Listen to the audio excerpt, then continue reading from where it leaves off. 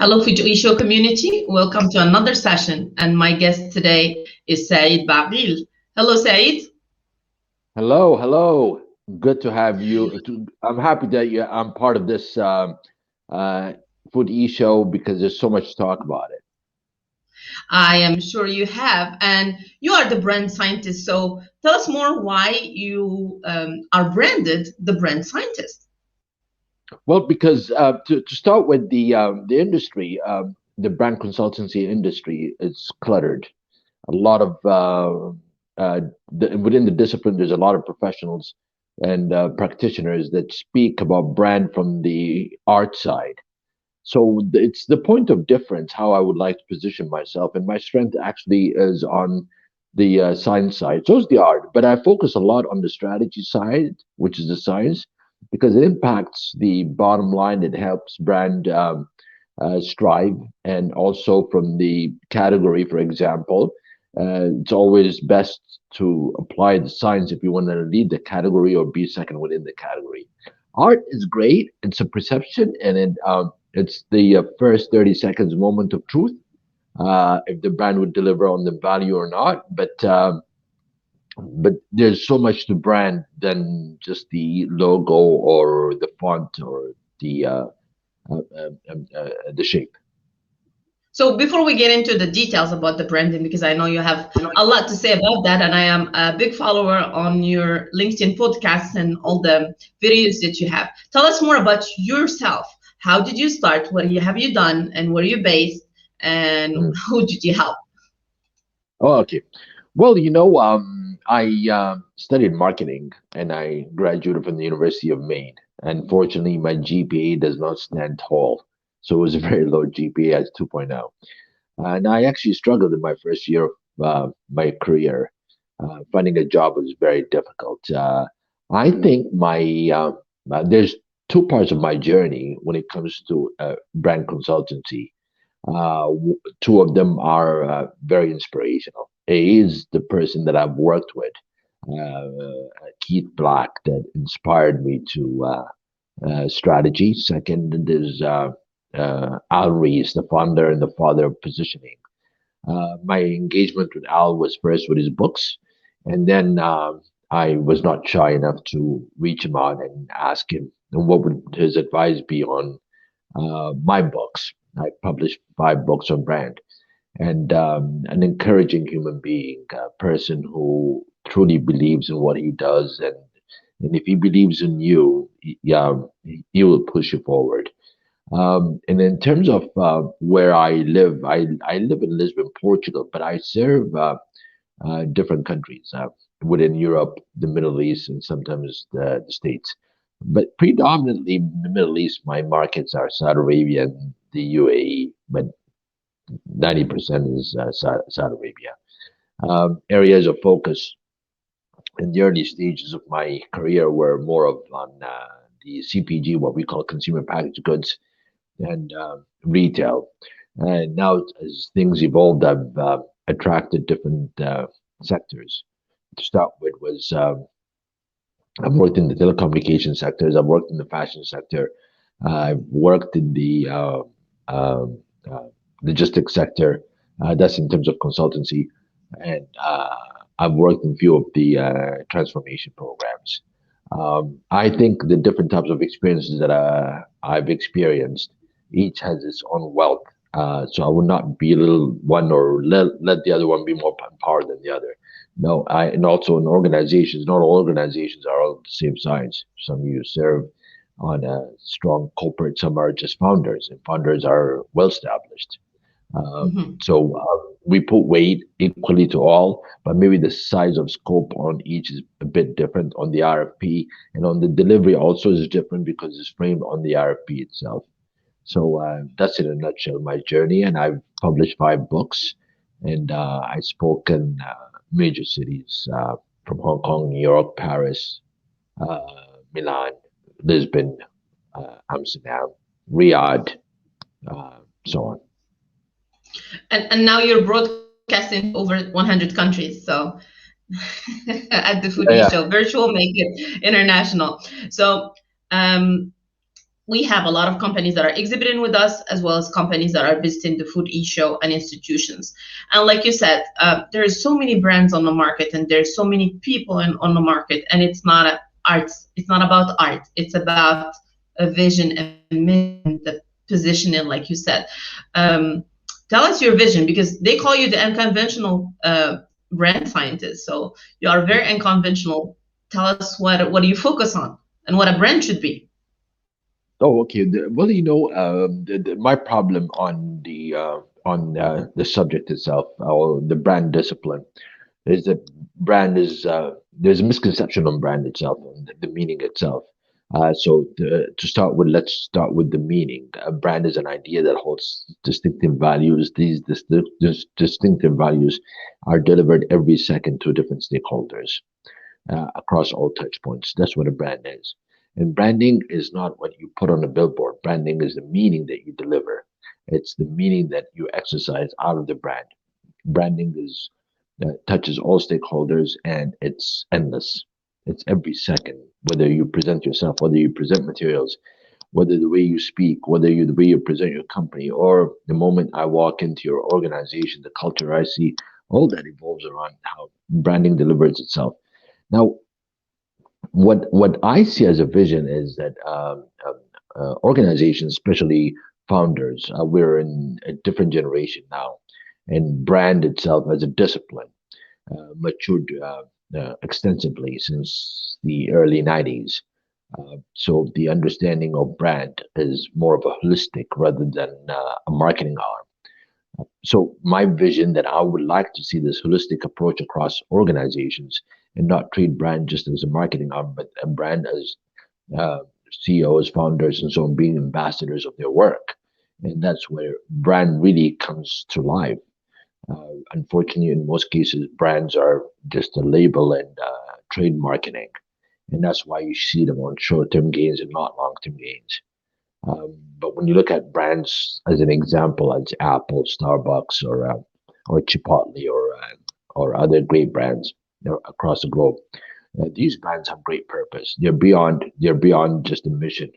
They're fulfilling a vision that's been set, and a mission that is not going to drift from the core of it. It's a brand that delivers meaning over just a brand that delivers one thing over the other. That is an interesting side, is fulfilling the vision that has been set by the shareholders, or the founders, like you said. What are the projects that you worked on, and how branding really, like refocusing on the brand, had helped those companies grow? Because people lead by examples. We want to know how it happened, and what was the impact on the organization. I think, without mentioning names, there's a brand because of agreements. There's a brand out of Belgium, for example. It's an eyewear, and this brand basically wanted to create a perception of eccentricity, happiness. Wanted to deliver a value that a certain segment of the people across the globe are truly appreciated. And they actually did a beautiful job by displaying the shapes and the colors of the glasses from in terms of product and delivery. But from the brand itself, it's an inspiring brand that provokes you to think different than everyone else, and to drive every day the truth and how you deliver that truth. They ask you to be yourself no matter what and what crowd. Do not be pressured by social spheres, but be true to yourself. And it's been almost like 5 to 7 years, and brand massively grew from just a little shop in Brussels to 25 different locations. And we did the revisit. The reason I cannot mention the name of this brand, because within the contractual agreement is a part where we don't mention the brand itself, because the credit will go to the consultancy, or the consultancy agency might also claim and say, I'm the one who did everything and they never did, which is absolutely wrong. But I understand, and I have to honor that. But yes, this is a brand where we took from almost an eyewear, people selling an eyeglass, commodities, into a purposeful brand that delivers us true to its essence and colors. So, some companies within our sphere, within our exhibitors, have more than one brand, and they usually use that just as a marketing tool to be able to have distributors in different countries.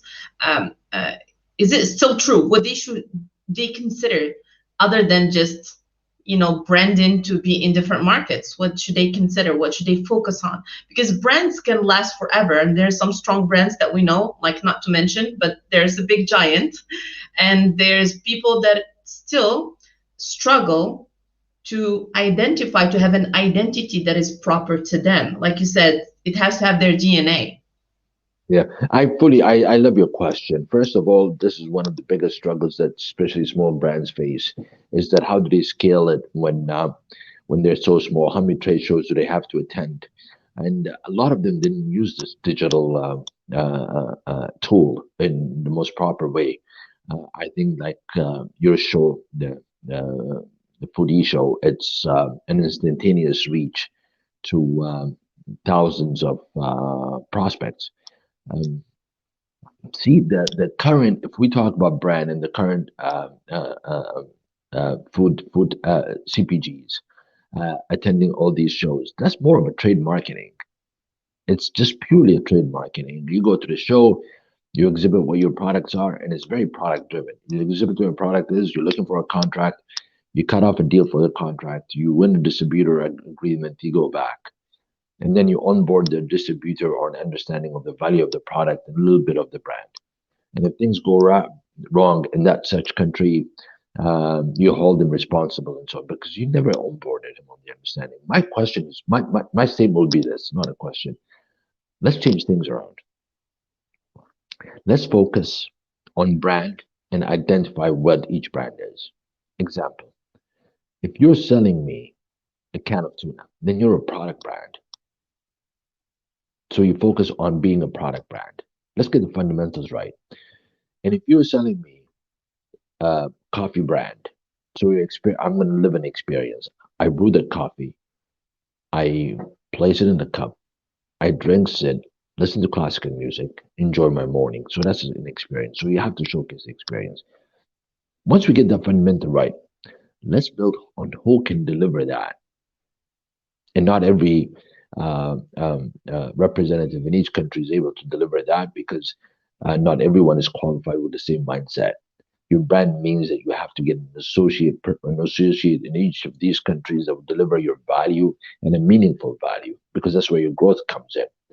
And second, third part of the journey is if I visit one of these countries and from another country and I experience what I've seen, most probably and chances are high that I'll reach out to you to represent you in my country because I have seen not just a product, I've seen an experience that makes all the difference on how my product or how my brand will be perceived. You know, that's it. It's very interesting. I get to interview a lot of people and I get to hear from everybody. So I'm um, uh, the one that used most of the sessions to my learning experience, and everybody focus on experiences. Everybody is saying about consumer journey. Everybody is like, what's your value added to your consumer? How are you different from everybody? What's Just be true to yourself. And and the buyers are mainly the retailers, and the retailers don't care. Yeah. You have Okay. to have Well, value. yeah, How can you? Huh? yeah, very true, very true. So this happened because even small size organizations are able. It's the thinking first. Let me get this straight first. Unfortunately, the small size ones, founders, let's call them, they try to cascade to the mass market with all the pressure, and they give up on the brand because they want to please the retailers. Now, let me put it around in a different way. If the retailer sees the value in your brand, he'll buy into it. If the wholesaler sees the value in your brand, he'll buy into it because that's what only makes him think different about you. But if the wholesaler feels that you don't care about your brand, but it's just about pushing the product, what we call trade marketing, he has the least respect to the value you're bringing, and he goes into negotiation, whatever it is, price, whatever it is, negotiation it is. And the other hand is this: The retailer and the wholesaler might not think about the brand building process. That's what everybody thinks, but it's not true. Because if they're invited, and I'm speaking from experience here, if they're invited to understand the value of the brand and how much it would increase their sales, they will get involved. Last but not least, if you treat your product like you phrased in your question, you said all they want is the retailer get the products in, sign the contract, wholesalers will distribute and so on, then that's clutter. And what happens when happens clutter? You're going to commoditize.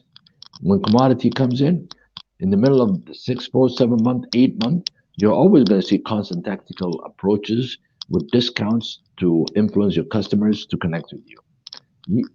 CPGs need to avoid this stuff. It has to be great relevance Yeah. on the brand and not on the retailers and the wholesaler. Retailers and wholesalers need to buy into your brand and not the other way around. So if I have to summarize it, I would say take the time to educate your future partners about your brand. It might not be everybody, you cannot reach everybody, but you have to reach whoever actually identify with your brand, who actually can give value to your brand, because you're building the future. You're not trying to sell, like you said, trade marketing, which is just pushing the products, and it will die pretty soon. And this life cycle would be very short, and it becomes a commodity. And like you said, it would be mainly on pricing, and always have new comers and always have new competitors. So we want to keep it short, and we want to keep it to the point. And my next question and last question is, uh, if you have to give, I know it's hard, but if you have to give like um, an overview of what people should look into giving their brand more visibility, more sense, what should they do? People that are watching us right now. Oh, but it depends on what size company because each size it differs. If you're going to talk about founders, then I would say that you need to speak to a smaller community and build on that community from there. And you need to be patient. But if you're talking about a bigger corporation with a new vertical, business vertical, and a new CPG, then they'll have to scale it. Okay, so it depends what nature is. But what I would say is this, really from my experience, going in and you know you have a great product and it's different and let's call it a brand. Let's not call it a brand, a product. Uh, you have a great brand and it's so different, and you know the value of the brand. Trust me. Starting with brand and putting the product in the heart of the brand. Do not speak of the product, speak of the brand and the value of the brand. You will win each stakeholder to be an ambassador and to work with you as a partner. The goal is not about distribution. Distribution, retail, these are short driven. They could happen and contracts could be canceled. But your aim is always that to have in each of these countries long-term partnership. And to establish a long-term partnership is to identify your stakeholders and to identify their values and to understand their values, and they need to fulfill your want from the brand itself. If we go back in the 50s, 60s about signing contracts and MOUs and deal with the import and export, that's the trading era. Even business to business today do not buy into products, they buy into ideas. They buy into your Mm-hmm. idea of business to support you, to walk with you. Because at the end of the day, they need to understand also what is it for them in the long term. They might struggle with you in the beginning to build a foundation, Mm-hmm. but what's in it for them in the long term? I would say focus on the brand. And I'm not talking about brand building. I'm telling you about approaching the brand and onboarding all your stakeholders, retailers, wholesalers, into your brand understanding and make them feel and inspire them that they're your partners, not your resellers, your partners in this journey. Because their benefit is in the long term, not in the short term. You heard it from the brand scientist. Work on your partnership. Everybody's your partner. Thank you so much, Saeed, for your time. I know you are tuning in from Istanbul. Enjoy the Yes. rest of your trip. And then Thank if you need advice, if you want to connect with Saeed, make sure you contact him. He is on a platform, and he will be available to answer your questions. Thank you, Saeed. Thank you very much, and thank you for the opportunity. We truly appreciate it. Thank you. My pleasure.